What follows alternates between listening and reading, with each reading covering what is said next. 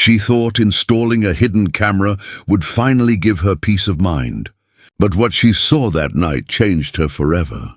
A single act from her African caretaker turned suspicion into tears and revealed a truth no mother could ever forget. Before we dive in, tell us in the comments, where in the world are you watching?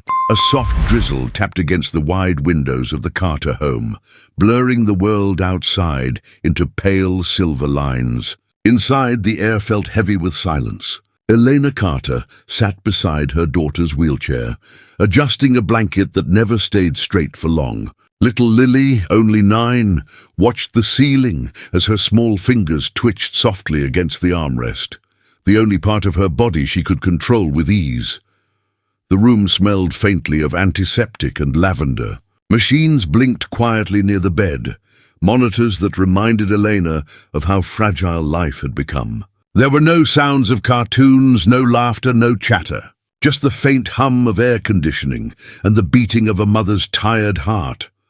Once, Elena had been full of energy and dreams. She was a digital designer, her world made of colors and screens. But ever since Lily's neurological illness had worsened, time had folded itself into long days of care, worry, and unanswered prayers. Her husband had left when the weight of their new reality grew too much to bear. Now it was just Elena and her daughter, and the endless routine of feeding, cleaning, therapy, and silence. Every evening, when Lily's eyes drooped, Elena whispered stories of imaginary gardens and flying kites, stories her daughter could not respond to. But somehow she believed Lily could feel them in her heart. It was her way of holding on, but even mothers grow weary. Elena's body ached, her mind was stretched thin. Between remote work deadlines and Lily's endless needs, exhaustion became her second shadow. So when her doctor suggested hiring a live-in caregiver, she hesitated, then finally gave in. Just a few weeks, she told herself. Someone to help with the routine. The agency sent a woman named Amale Ndlovu, a quiet, soft-spoken lady in her mid-30s, originally from South Africa. She arrived with a small suitcase and a warm but humble smile. Her dark skin glowed under the morning light, and her eyes carried something rare. Calm, patient kindness. "Good morning, Mom," she said gently, in accented English. "I am here to help care for your daughter."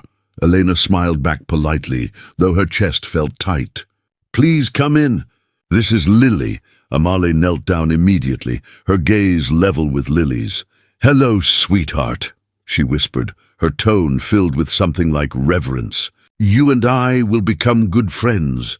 Lily's eyes blinked slowly, her lips parting slightly, though no words came. But for a fleeting moment, Elena thought she saw her daughter's expression soften, as if something unspoken passed between them. Over the next few days, Amale settled quietly into her new role. She worked without complaint, following every instruction Elena left. She prepared Lily's meals, gave her medication, and gently helped her through therapy exercises. Yet there was something unusual in the way she did everything, slow, deliberate, almost like a ritual. She would hum soft tunes while brushing Lily's hair, her voice deep and rhythmic, like the heartbeat of a faraway land. She would pause every so often to smile at Lily and whisper small words in her own language, words Eleanor couldn't understand. Still, Eleanor's nerves refused to rest.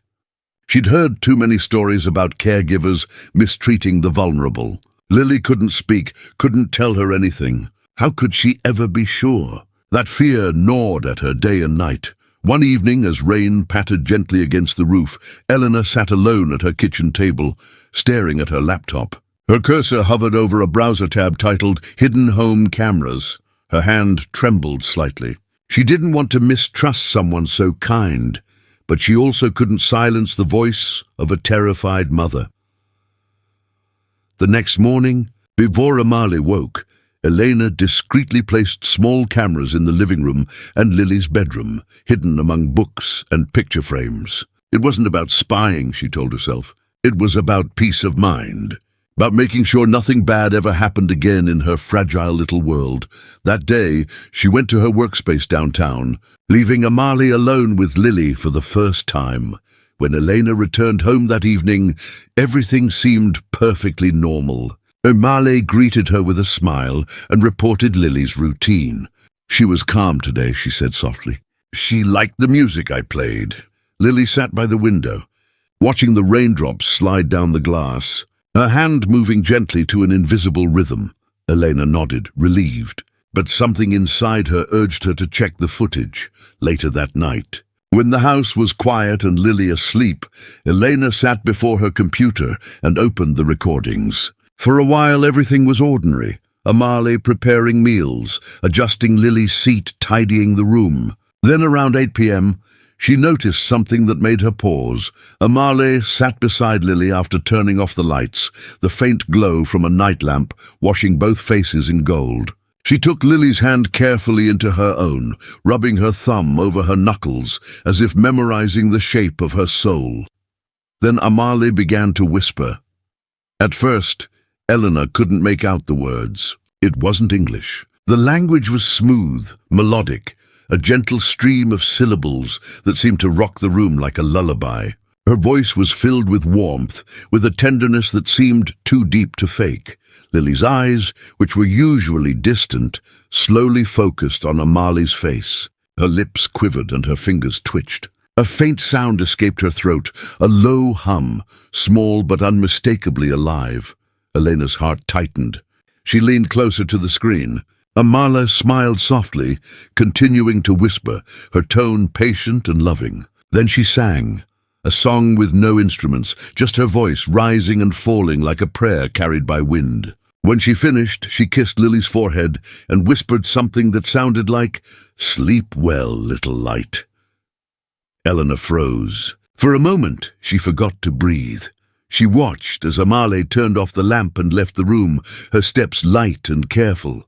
The monitor blinked silently, and the room returned to darkness. Elena leaned back in her chair, staring at the screen. A dozen emotions tangled in her chest. Confusion, guilt, wonder. Why had this woman's gentle presence affected her so much? Why did her heart feel as if someone had opened a long-shut window? The next day, Elena couldn't help but observe Amalie more closely. She noticed things she hadn't before. The way Amalie always positioned herself at Lily's eye level, the way she touched her gently without pity, the way she smiled as though she saw something radiant in a child others only pitied. At lunch, Elena asked quietly, "Amalie, what language were you speaking to Lily yesterday?" Amalie paused, her eyes flickering with surprise, then kindness. "Ah, you heard, ma'am?" she said softly. "It is Zulu. My mother used to say children understand kindness in every language. Sometimes words don't need translation." Elena looked at her daughter, whose eyes seemed brighter today. A quiet warmth crept into her chest, but she pushed it away. "I see," she murmured, pretending to check her phone. That night she reviewed the footage again. And again, she found Amalie sitting beside Lily, whispering, singing softly, brushing her fingers through Lily's hair with motherly care. This time Lily smiled, a real, visible smile, the first Elena had seen in months. Tears welled in Elena's eyes as she paused the video. She placed her hand on her chest, feeling a pang of something she couldn't name, gratitude maybe, or shame. This stranger had reached her daughter in a way she, her own mother, hadn't been able to. That night, Elena stood quietly by Lily's door, watching as Amalie hummed softly in the dark. Lily's face was peaceful, calm, as if her little soul had found music again. Elena turned away, a tear sliding down her cheek. For the first time in a long while, she realized she wasn't just watching someone care for her daughter, she was witnessing love. Pure, selfless, wordless love, growing in the quiet corners of her home, and something deep inside her, something that had been frozen for years, began to melt. The next morning, sunlight streamed through the curtains in soft gold ribbons, painting the walls of Lily's room in warmth. The house, usually quiet as a tomb, carried faint sounds, humming the shuffle of soft feet, and the gentle rhythm of a brush against a little girl's hair, Elena lingered in the hallway, unseen, her hand resting on the doorframe. Inside, Amalie sat behind Lily, carefully weaving her thin brown hair into two small braids. Her voice rose and fell like the ocean, that same melodic Zulu tone that had become strangely familiar to Elena now. "Do you like it this way, my sweet Lily?" Amalie asked softly, though she knew the child could not answer. She smiled anyway. "Today we will use the yellow ribbons. Yellow is the color of sunlight, the color of hope." Lily blinked twice, a soft sound escaping her throat. It wasn't a word, but it was something, and Amalie responded as though she had just heard the most beautiful melody. When Amalie stepped away to fetch Lily's breakfast, Elena quietly entered the room. The air smelled faintly of coconut oil and baby powder. Lily's head was slightly tilted, her braids perfectly done, her cheeks touched with a faint flush. For a moment Elena stood still, her throat tightening. It felt as if the house itself had begun to breathe again. That day at work, Elena couldn't focus. Her mind kept wandering back to the scenes she had witnessed. For months she had lived in fear of losing her child, fear of trusting others, fear of being disappointed again. But something in that woman's gentle patience had cracked open the silence she had built around herself. That night, when Lily was asleep, Elena made tea and sat before her computer again. She opened the footage from earlier that day. At first it was all ordinary, the feeding, the exercises, the songs. But then Amalie began doing something unusual. She placed a small piece of white paper in front of Lily and dipped her fingers into a bowl of bright-colored paint. "We will make a garden today," she whispered. Elena watched in awe as Amalie guided Lily's trembling hands across the page. Blue dots became sky, green smudges turned into leaves, yellow fingerprints became sunlight. Slowly the blank sheet turned into a burst of colors, imperfect, messy, alive.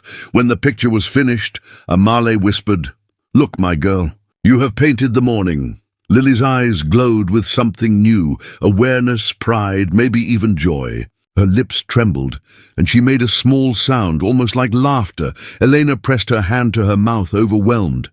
The next day, she confronted her guilt. She stood in the kitchen while Amalie washed dishes, the hum of running water between them. "Amalie," Elena said carefully, "I need to tell you something." Amalie turned, drying her hands on a towel, her expression calm. "Yes, ma'am. I installed cameras," Elena confessed, her voice barely a whisper. "In Lily's room and the living room. I wanted to make sure she was safe."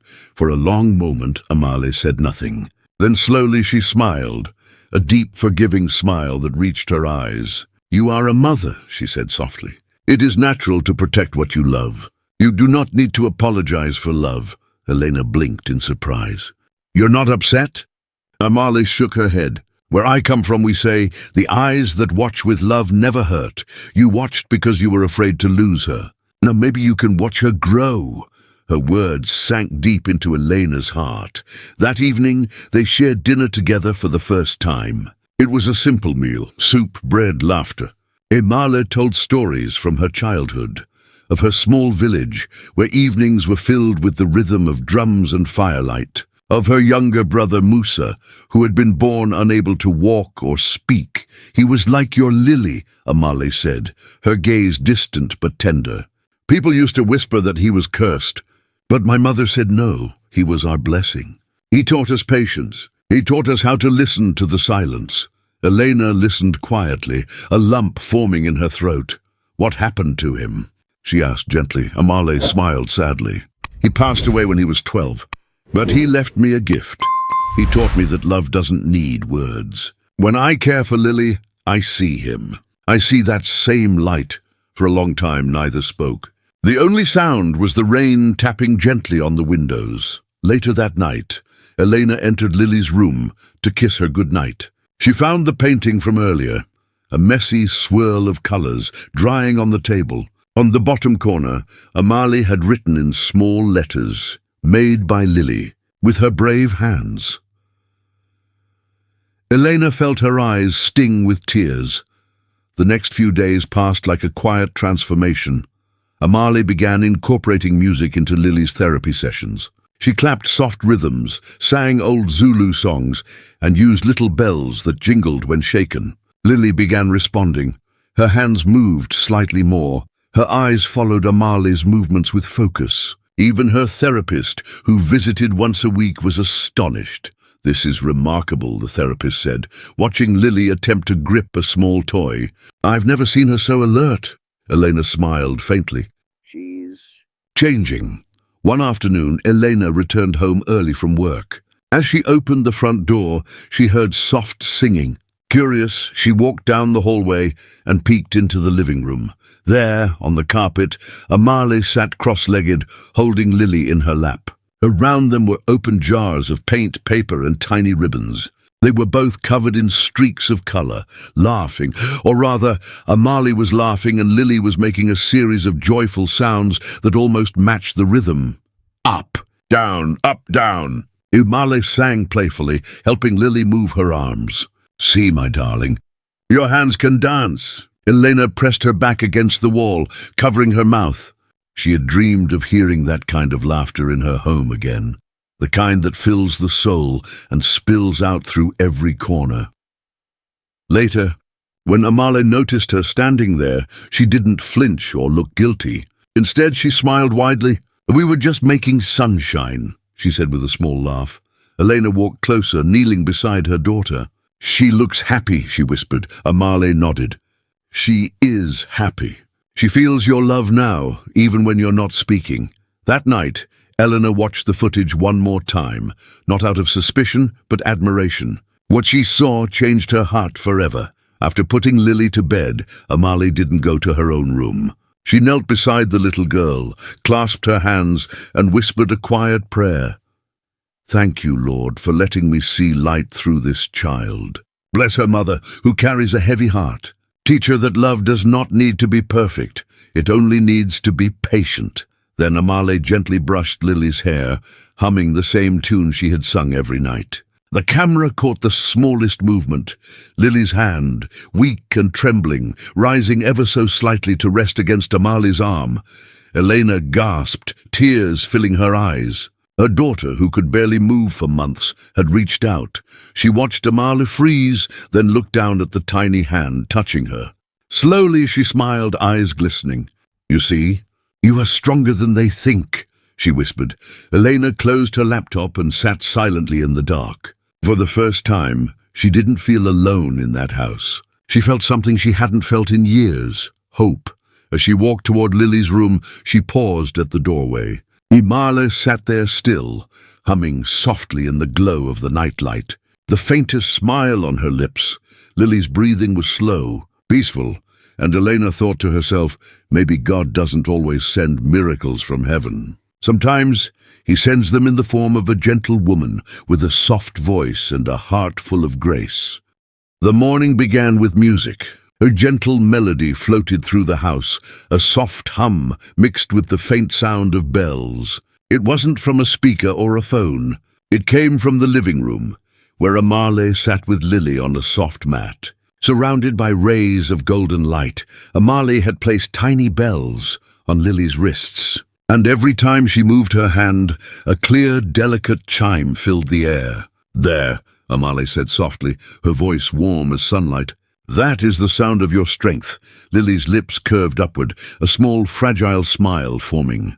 Her eyes sparkled. Elena, watching from the doorway, held her breath. It had been so long since she'd seen that expression on her daughter's face that for a second she thought she might be dreaming. Elena's life had started to change, though she hadn't realized it yet. She no longer dreaded mornings. She woke up curious about what new progress Lily might show. The house that had once been wrapped in grief was now alive with colors. Children's drawings taped to the fridge, the faint scent of fresh flowers Amali placed every Sunday, laughter echoing in places where silence once reigned. One afternoon, as clouds gathered outside, Amali began teaching Lily something new. She had placed a soft drum on the floor, a simple hand drum made from stretched fabric. "In my home," she explained gently, "we believe that rhythm speaks when words cannot. Every heart has its own beat. Today we will find yours. She tapped the drum softly. Boom, boom, like the heart. Then she lifted Lily's small hands and helped her tap back. A clumsy, uneven beat, but a beat nonetheless. Yes, my darling, Amala whispered. That's it. The world is listening. Lily's eyes widened, her mouth parting as she giggled. Not a perfect laugh, but real, alive, pure. Eleanor couldn't hold back her tears. She turned away, covering her mouth to stifle the sob that rose in her throat. Every sound her daughter made now felt like a miracle.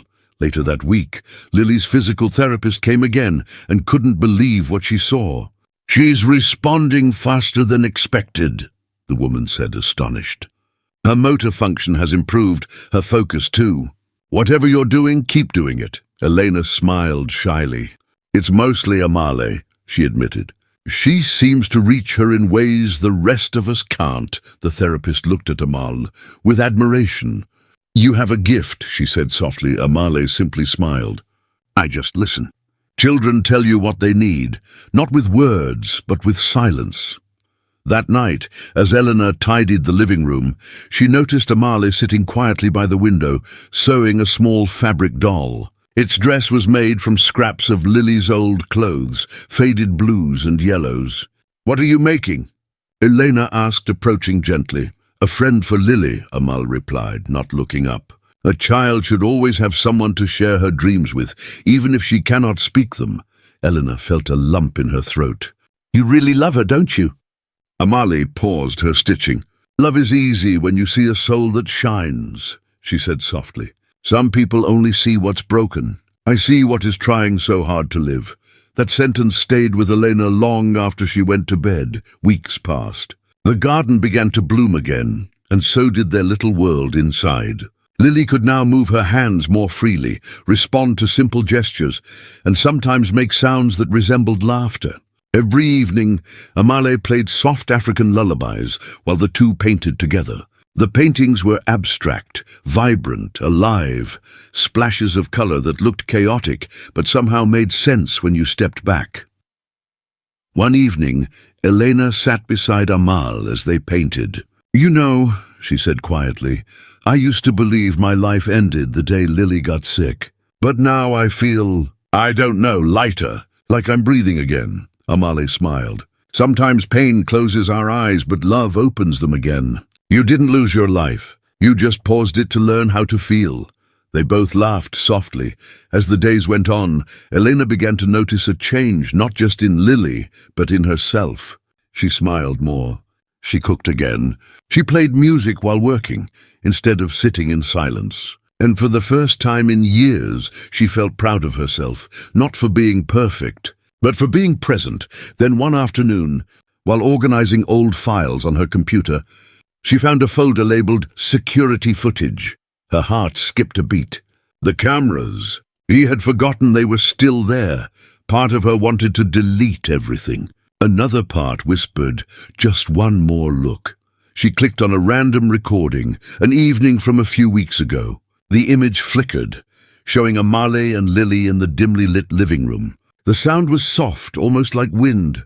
Amale was holding Lily close, rocking her slowly. I used to have a little brother, Amale's voice came through. He could not walk or talk either, but his eyes, oh, his eyes could hold the stars. I used to think he was teaching me patience, but now I know he was teaching me love. She paused, brushing a strand of hair from Lily's forehead. Your mama loves you very much.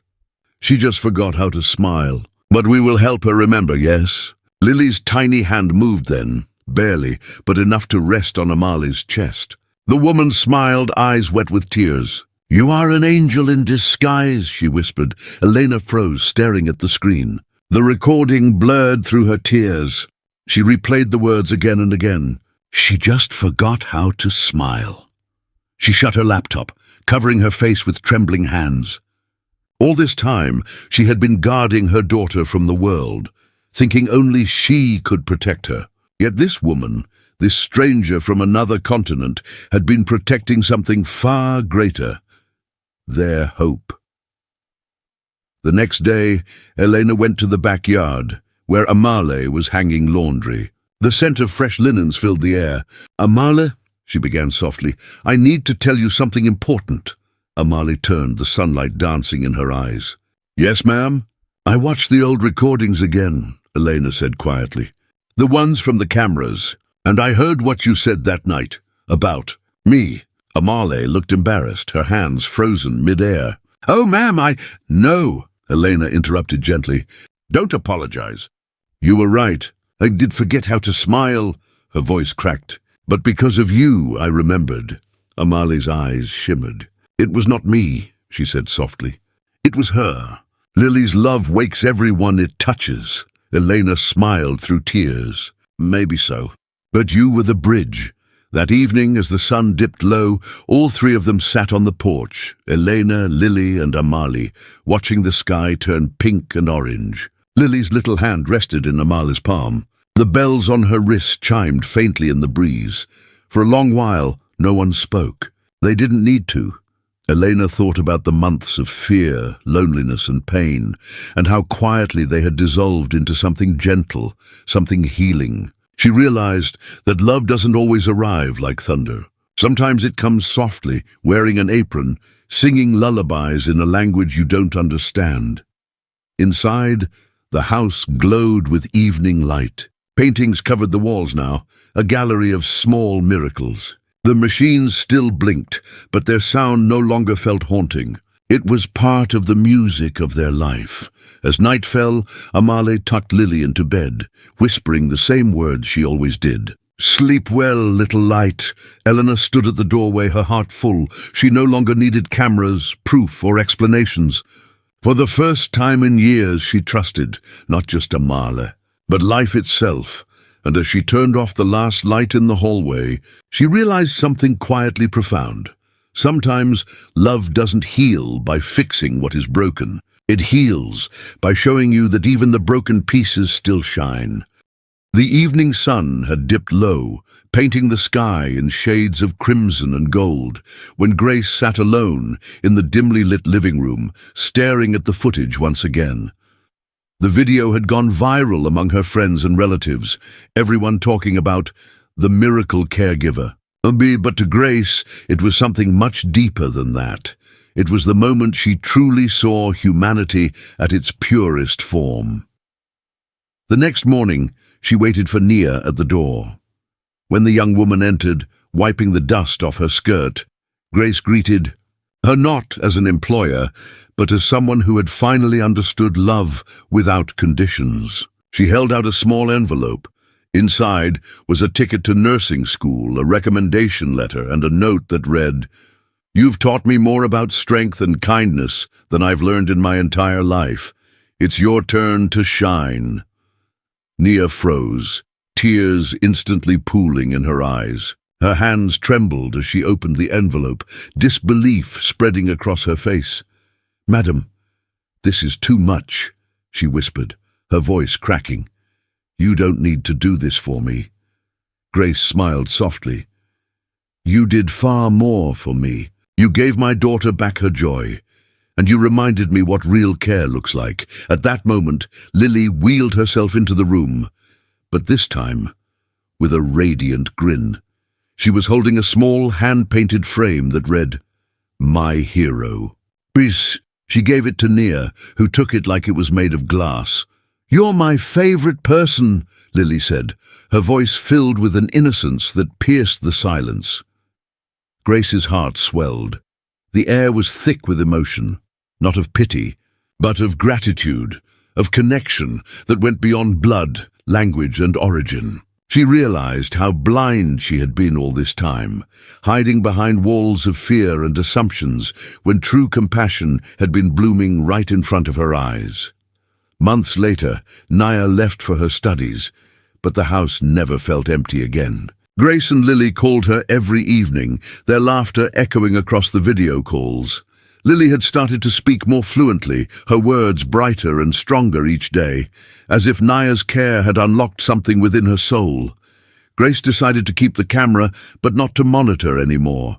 Now, it recorded small moments. Lily painting, Grace reading beside her, the sound of music filling their little home.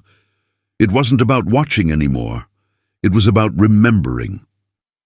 One afternoon, Grace found an old drawing Lily had made, a picture of 3 people holding hands under a bright sun. One woman with golden hair, one with dark curls, and a little girl between them. Beneath it, in wobbly handwriting, Lily had written, "My family." Grace pressed the drawing to her heart, tears streaming freely this time, not of guilt but of pride. The woman who once doubted had found faith in the simplest truth. Love doesn't need eyes to be seen, only a heart to feel it. And somewhere across the ocean, Nia sat in her small dorm room, a photo of Grace and Lily on her desk, whispering a quiet prayer of thanks. The world might have been vast and divided by borders, but kindness, that silent golden thread, had tied their lives together forever. As the evening sun poured through the window, Grace looked at her daughter and said softly, "Sometimes angels don't come with wings. They come with patience, humility, and a heart big enough to hold the pain of others." And in that warmth, the camera blinked red once more, not to expose secrets, but to capture a home reborn in love, where every tear told a story worth remembering.